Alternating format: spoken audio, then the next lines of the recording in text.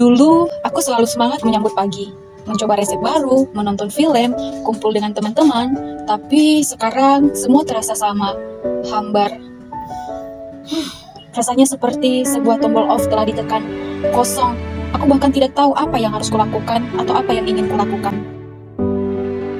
Semalam aku tidur 8 jam, tapi kenapa rasanya masih seperti belum tidur sama sekali ya? Tubuhku berat sekali. Tugas ini harusnya mudah, tetapi sudah 1 jam aku hanya menatap layar. Otakku tidak mau bekerja sama, hanya ada kabut, aku tidak bisa konsentrasi.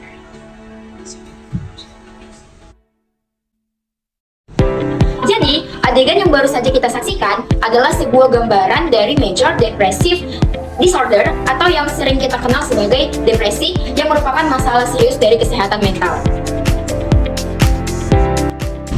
Pengertian depresi. Depresi atau dikenal secara medis sebagai Major Depressive Disorder merupakan salah satu kondisi kesehatan mental yang paling sering ditemukan dan dapat menimbulkan dampak serius pada kualitas hidup individu, atau menurut Heriadi. Menurut Hoekema, manusia diciptakan sebagai gambar dan rupa Allah yang memiliki nilai, martabat, dan kapasitas relasional. Depresi yang mengganggu fungsi emosional, moral, dan relasional manusia mencerminkan kerusakan dalam keberadaan manusia sebagai gambar dan rupa Allah. Akibat dari kejatuhan manusia, menyebabkan penderitaan emosional dalam kehidupan di dunia yang telah tercemar oleh dosa. Ciri-ciri depresi: suasana hati tertekan hampir sepanjang hari atau sedih, merasa kosong, kehilangan minat atau kesenangan dalam hampir semua aktivitas, penurunan atau kenaikan nafsu, makan yang signifikan, insomnia atau susah tidur, atau hipersomnia atau tidur berlebihan, gelisah yang dapat diamati oleh orang lain, sering merasa kelelahan dan tidak bertenaga, penurunan kemampuan berpikir, konsentrasi atau membuat keputusan. Penyebab depresi akibat kejatuhan manusia ke dalam dosa, seluruh aspek manusia yaitu pikiran, emosi, kehendak telah rusak dan menciptakan kecenderungan terhadap kecemasan, perasaan tidak aman, ketidakmampuan untuk mengelola emosi, dan konflik batin yang mendalam yang menyebabkan manusia mengalami depresi. Yang kedua, depresi juga dapat disebabkan oleh karena manusia yang kehilangan pengertian akan dirinya sendiri sebagai gambar dan rupa Allah, sehingga menimbulkan manusia yang merasa harga dirinya sudah hancur, perasaan yang tidak berharga, dan perasaan yang kehilangan tujuan hidup. Yang ketiga, depresi juga disebabkan oleh relasi yang sudah rusak dengan sesama manusia dan lingkungan. Contohnya, lingkungan tempat tinggal yang buruk dan tidak manusiawi, adanya kekerasan dan ketidakadilan, pengalaman trauma masa lalu, tekanan akademik, kurangnya figur pendamping seperti orang tua dan guru. Selanjutnya, dampak dari depresi.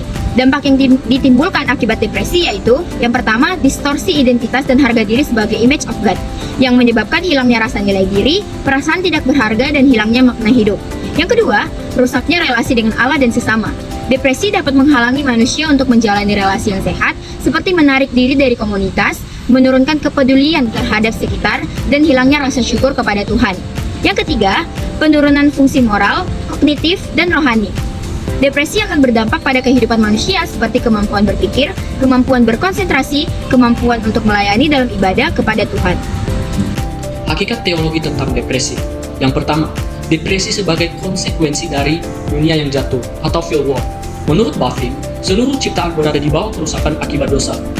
Kejatuhan tidak hanya merusak tubuh, tetapi juga mental, afeksi, kehendak, dan emosi manusia.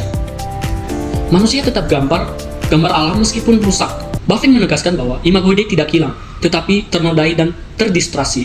Artinya, orang yang depresi tetap memiliki nilai dan martabat penuh, bukan orang berdosa yang kurang beriman. Depresi tidak membatalkan identitas manusia sebagai ciptaan Allah yang berharga. Sekarang kita masuk pada solusi. Solusi depresi menurut Buffy.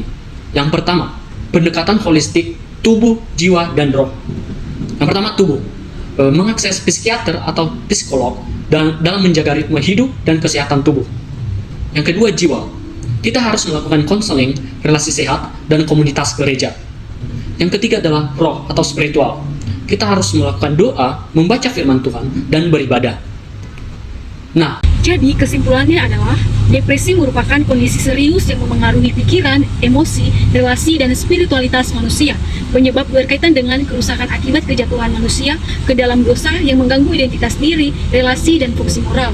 Meski demikian, manusia tetap adalah gambar Allah yang bernilai dan tidak kehilangan martabat.